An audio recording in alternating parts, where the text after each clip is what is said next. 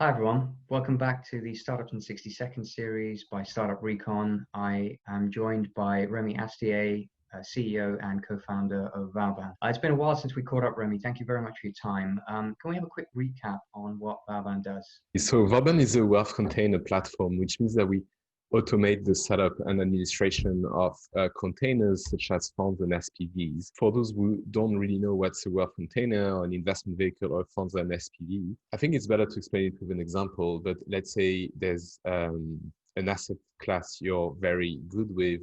Let's make it easy, and it's startups, and you identify your startups which you think is set for growth.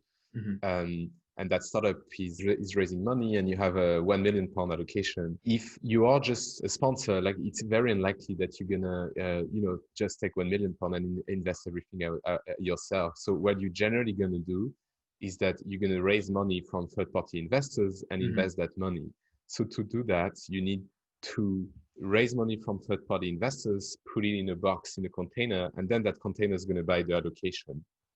So that container is what we create, and it's generally going to have rules such as, making you owner of a carried interest, which is essentially 20% of all of the performance you provide your investors, etc. Today is the way these containers, and they're everywhere, right? Like, the building I'm in, the building you're in, most things of value are in these containers because generally, people raise money to invest in expensive, projects that require a significant amount of money. So today is what these containers are. They literally piles of papers and wax seals in registries, right? Yeah. And so we are taking all of this and putting it online, and so we're really digitizing and automating the space. I wanted to go into a little bit more detail about the history of the business here. So what's your own background? How did you come to found Vauban and put together your founding team? So it's an interesting question. So the full story is that, I wrote my master thesis, I think it was 2015, 2016. It was like a clearinghouse on blockchain. And, you need to keep in mind, it was all before the blockchain boom, etc. So there weren't a lot of people in the space. And doing that thesis, I interviewed most blockchain companies at the time. And one of them, which to my knowledge was the only one that had a commercial product based on blockchain, which means that they were not pure R&D, but they had clients, etc. And I've always been more interested in businesses than pure R&D play, was called Autonomous in Singapore. And so what they were doing was that they would use blockchain to decentralize company governance and automate, like founders' equity, similar to what Carter does with cap tables in the US, but on blockchain. The difference is that we wouldn't onboard new company, but you would create your company on the blockchain. So in the background, we had to mirror that to make it happen in, real life. And because someone resigned, etc., I ended up doing these more back office operations, more specifically for Cayman and BVI. Companies. And that's why essentially I saw the opportunity, because a lot of people were coming for investment vehicles such as investment funds or such as SPVs. And, the process is so horrible and slow and archaic. These people were so disappointed, and, they were screaming how bad it was. So that's really when I saw the opportunity and called Eric, is my best friend. We used to run a company together in Univ. And we moved along with creating the firm. So did you mention that you already had founded a company in university? Were there any kind of interesting learnings from that helped you out in founding Vauban? Yeah, there was. So it's really funny, and we always wanted to have businesses together with Eric, and we brainstormed a lot of ideas. We sort of tested a lot of ideas, and one of them sort of took off, and it was like a digital personal shopper for clothes. It was called Tweedy. I think it's still on, the app might still be online. But essentially, we would gather clothes from everywhere, and people could rank them. They could say if they like them, they don't like, the personal shopping list, etc., etc. I think they were. I mean, we got to a moment. We had like a few dozen thousands of users. It was pretty fun. We decided to stop for two reasons. So the first one is that so in this type of businesses, you're remunerated through affiliation programs, and it's very, very small. You get like a few pennies on every sale you make, because they are intermediaries. You don't deal directly with Zara, etc. There are companies which are intermediary, which make most of the money. So it was really hard to make a living out of it. And the second thing was that And I think that was the big lesson, is that we had no particular interest in fashion and at all, actually. Like people in our school, they were like, guys, you're the two least fashionable people of the whole university. Why are you doing something in fashion? And I think Oh then it gosh. became strong with us that we need to do something that we find actually intellectually exciting and that actually excites us. So yeah, that was Okay. probably the biggest learning. It's always easier to do something, hundreds of hours a week if you love it. Oh gosh, I like that. So it was kind of a work of passion, which actually resulted in great learning. So that's a fantastic story. I like that. Great. So then, what I wanted to do was drill into a little bit more detail that we missed in the initial teaser interview. I think one of the things that was quite complex and difficult to uncover was exactly how the business model works. So, are you compensated, for example, for every SPV or venture vehicle or hedge fund that you create? Is there a SaaS model behind this where they pay service and maintenance? How does that work? The way this works is that it's a very conservative business model at the moment. It's a very traditional one, which means we're going to charge you one-off for the setup and then a monthly subscription for the administration. There's one exception to that, is for SPVs, for the venture industry, which is a very big part of our business, because there's no activity on the SPV whatsoever for 3 to 7 years. It's very inconvenient for our clients to have to recapitalize the SPV just to pay for monthly Yeah, or yearly admin costs. So we yeah. charge everything up front. It's just a one-off. But apart from that, it's a one-off for the setup and then a monthly subscription for the ongoing maintenance and the access to our platform. In terms of how long your charges last, so is that for the lifetime of the vehicle? Does it make sense for you to specifically target vintage vehicles? So, they have to liquidate and give back the money to their partners on a specific time horizon, or is this for kind of indefinite length vehicles as well? We charge money for the life of the vehicle essentially. So depending on the industry, you're gonna have that entity leaving. Sometimes it's just for 2 years, right? We had some very very quick exits Yeah. among our clients, but sometimes, like we do hedge funds as well. Hedge funds is hopefully forever, right? As long as you perform like that, you don't have too many redemptions. You should stay up and running. I want to go wind back again to a bit of history. So, how did you guys land your first commercial client? So, was it through POC and then you kind of went back, established product market fit, and then kind of marketed that as something that you thought works? Or was it developed in conjunction with a couple of core clients? What was that process like? I think it's unlike, because in this type of businesses where they're very high value invoices, generally the first clients come from the network of the entrepreneur, right? But Yeah. for Recon, I didn't really have any network, especially not in that space, especially not someone that can launch a hedge fund. So we went on the the very growth hacking way, and we put together a landing page. And it was like launch your hedge fund in 2 weeks, and that's why we resigned and started working on that full time. Right, the success of that landing page was huge. Like we had like thousands of inquiries. People Oh, were like, nice. guys, that's exactly what I was looking for. So that's when we resigned and got full time on that. Obviously, a lot of people found this extremely exciting, but then they were like, you don't have any client. You were created 2 months ago. Can I put my, multi-million or multi-dozen million Yeah. dollar hedge fund with you guys? So yeah, there's been a good 3 months where we worked like hardcore without getting any clients. And at some point, someone was, trusted us. It was a like London-based Spanish. So he was working before at a very famous market maker, and resigned to create his own shop. And it was like two things. You guys are a startup, and I'm a startup as well. And he said, more importantly, I've just went to all of the law firm and service providers in the city, and I haven't understand anything of anything they told me. Like, I don't know what are they going to do, what needs to be done. I don't know how much it's going to cost me. I feel like I left more confused than when I walked in the office. And you guys, you have these things. It looks clear. It looks like it's doable. So I'm going to go with you guys. So that was our first client. And from there, the business grew very organically. When you have one client, then the second client asks for a reference, you can introduce for the first one, et cetera, et cetera. That's interesting, actually, because it really highlights the pain point that you're addressing. I mean, For want of people who, think they're amateur traders and have success on eToro or a fake platform, or even their own personal platform with real money, the logistics, the legalities of setting something up as a regulated vehicle is actually astonishingly hard. And I can completely appreciate that. For all of the regulatory protections you get in London, it's a very difficult place to do business exactly for that reason, given all the checks and balances. So on that point, one of the questions I wanted to ask was, are either of you a lawyer? Because how did you understand the legalities and the regulatory framework? Did you have to outsource that task yourself and hire a team of lawyers in order to make sure that the setup that you were offering people was correct? Neither of Rick and I are lawyers. I mean, the truth is we worked a lot with external counsel at first, and we still do. And I think we're always going to be working for external counsel because sometimes we just face very, very niche problematics for which you really need that very deep expertise. So the way we work is that we work each time we launch a new product, like if we were to do a property, we don't have one yet live on the platform, but that's something we could do in the future, like a property SPV in the UK as a product.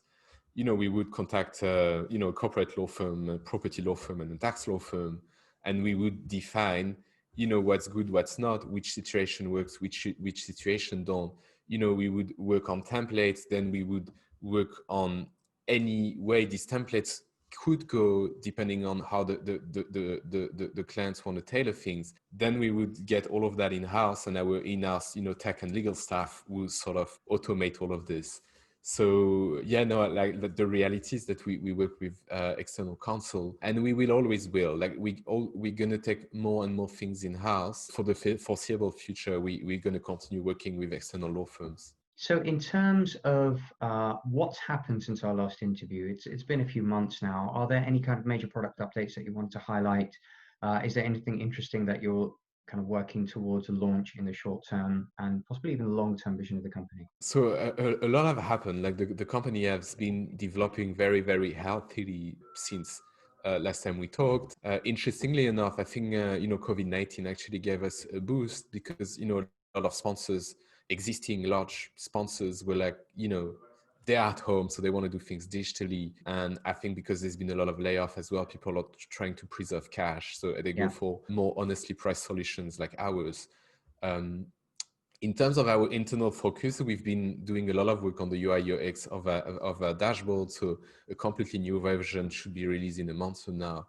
It doesn't look like it necessarily externally, but if you dig into it, what we do in terms of the UI UX is very complex. There's a lot of things you need to do, and it needs to be intuitive, and we need to take something very complex and make it very, very simple for our clients. And more importantly, we always optimize for our clients, which are the family offices and high net worth and institutional investors of this world. So we've really been constantly take the platform and try to make things as easy and as seamless as possible. So it needs to be, extremely easy for a deal maker to create a container and for investors to invest in them. So that has been our core focus that last 6 months, to work on creating the magic user experience, and which is very unique in that space. No one even talks about user experience. So you alluded to your team earlier. How big have you become? Have you added any headcount recently since we last spoke? We are 18 today. So we've added a new head of compliance, Raymond, who's a very, very good compliance officer who joined us from, he was head of compliance at Apex previously. And that's really great. Like, it's things you don't necessarily think are critical, for the success of a startup, but really having someone that has the knowledge and which you can trust any decisions compliance wise is, it's a huge, it gives you a lot of freedom, to focus on scale. So I'm super glad we have Raymond, and we've been adding as well a chief of staff, so who's a senior executive that came, to help us work on improving our sort of recruitment process, being more diligent about our OKR and, more of doing all of the operation side of the company. So Eric, and who's been outstanding as well. And that has also really, really helped me, to focus on, sales of larger clients, soon on fundraising, And I think that has put internally, we have systematized a lot of things that were very informal previously. Yeah, I'm really happy. We have been adding as well a new accountant, a new fund accountant in the team. And yeah, I think that's all that I can think of. And a new structurer as well, a new junior structurer. So in terms of your new hire, they expect to work in the London office, is that right? Today it's hard to know. Maybe they are in Bali or something. I don't know. No, but no, everyone is a London resident supposed to work in our London office. So obviously at the end of the COVID crisis, it was just Eric and I in the office. Today, essentially we think that when we were all remote, we think that we lost a bit as a company. And you know what I'm going to say, I think it's very, I mean, I listen a lot of podcasts and read a lot, myself, and it seems that pretty much every startup founder and CEO is absolutely in love with the digital, the remote team thing and working from home, etc. So for me, although I completely agree that we haven't lost in productivity, I think we lost in the areas of creativity and ingenuity and communication and teamwork in general. Yeah, and I think that's very important for us because so we are in the industry that is built on assumption, and a lot of these assumptions no one knows where they are. It's just like if you're a lawyer, you learn it from your partner when you were a trainee, and then you're going to teach it to your trainee. And because it's an industry which is all structured in partnership firms, very old school, etc. If you dig far enough, a lot of these assumptions they come from the 19th century, or they're more tradition than anything else, and they don't make any sense today in the age of widely accessible legal services and computerization. And it's really a fight of every day for us. And we really push the team to have that critical spirit and curiosity of being, okay, it's like that because everyone does like that, but is it the very best for your client? Is it really the very best that we can do for a client? Are we going to optimize their experience by doing this? And very often you realize that actually it's a much better outcome for the client to get over that. And that's what I would call the creativity in our space, is like, do not rely on assumption and always come to what is truly the best solution for your client rather than just redoing what something else had done before. And I think when you're at home, or you log in the morning, you have your KPI to reach, it's just so easy to default to the easy thing, which is doing what someone else has done before. While when people are together, I think they get much more creative about, trying to really overcome assumption to find better solutions. So on that point, I mean, what kind of tools are you using in order to bring the team together? Is it the usual Slack and, internal email service, or have you guys deployed anything that you think is the most essential or possibly the most cutting edge that you've deployed so far? We use Slack, we use Zoom. I'm going to do a bit of advertising for them, but one tool that we use is called Front. The shared email inbox thing. I mean, it's perfect for us. I think a lot of companies would benefit from using it because, it allows us to collaborate on clients without really the clients using it, necessarily seeing it, and without forwarding and having this very long email chain of internal emails, etc. So I think Front has been it has been changing the company a lot. We use Asana for tracking goals and tasks, etc. We use Pipedrive as our sort of CRM/sales machine. And then, we use a lot of SaaS. I think we have a folder with all of them. I think we use 36 or something. So yeah, we That's about use right. a lot of this. You'd expect a startup which is churning out legal entities automatically to have as much automation and SaaS as possible. Yeah, no, exactly. No, but so now, obviously we've been abusing Zoom during the pandemics, etc. Now, we're lucky, it's on a voluntary basis, but maybe 70% of the team is back in the office. Okay. Which is really cool, and there's a very good energy here. But let's see how long that lasts, right? Maybe next week there's a new lockdown. We have to do and maintain everything as if we could go back in another lockdown tomorrow. And that's actually a lot of work because, if you have people working from home, it's a different company. You really need to write everything. You need to properly document everything. I think he forced you to have a very high documentation hygiene, I would say.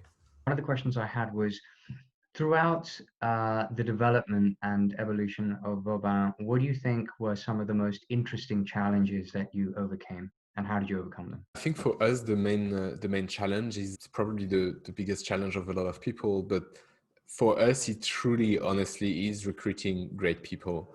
It's especially hard for us because we really had we're doing something that has never been done before, and we truly at the intersection of tech, finance, and law. So we need to hire people that have dual expertise and that can bridge between these companies, and we need to have everyone working together.